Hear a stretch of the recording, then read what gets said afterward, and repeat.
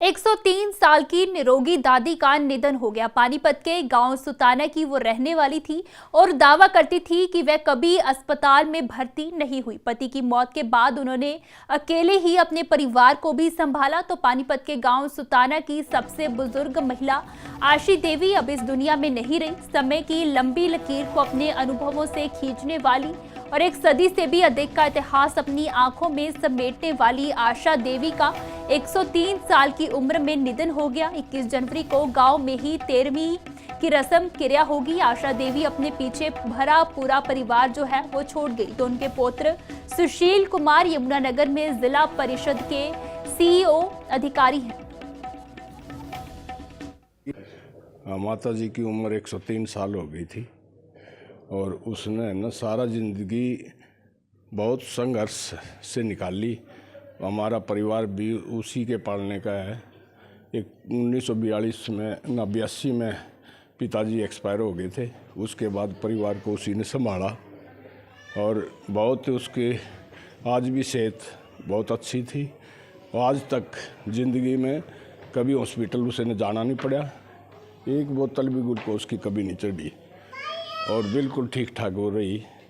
अब लास्ट में जब समय आ गया तो बाथरूम में फिसल के गिर गई, कुल्ले में चोट आ गई और तीसरे दिन ही अगले दिन हमने हॉस्पिटल में दाखिल की।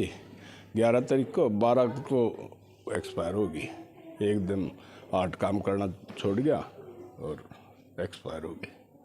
103 साल की निरोगी दादी का निधन हो गया। पानीपत के गांव सुताना की वो रहने वाली थी और दावा करती थी कि वह कभी अस्पताल में भर्ती नहीं हुई। पति की मौत के बाद उन्होंने अकेले ही अपने परिवार को भी संभाला। तो पानीपत के गांव सुताना की सबसे बुजुर्ग महिला आशी देवी अब इस दुनिया में नहीं रही। समय की लंबी लकीर को अपने अनुभवों से खींचने वाली और एक सदी से भी अधिक का इतिहास अपनी आंखों में समेटने वाली आशा देवी का 103 साल की उम्र में निधन हो गया। 21 जनवरी को गांव में ही 13वीं की रस्म क्रिया होगी। आशा देवी अपने पीछे भरा पूरा परिवार जो है वो छोड़ गई। तो उनके पुत्र सुशील कुमार यमुनानगर में जिला परिषद के सीईओ अधिकारी हैं।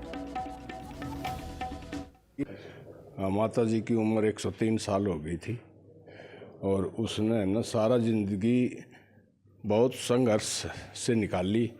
हमारा परिवार भी उसी के पालने का है।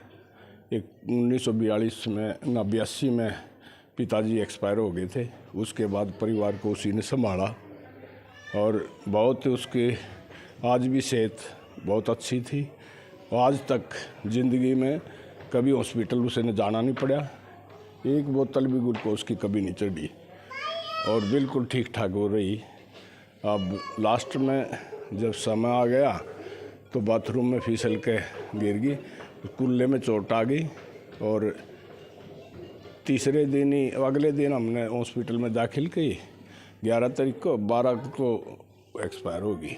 एकदम हार्ट काम करना छोड़ गया और एक्सपायर हो गई।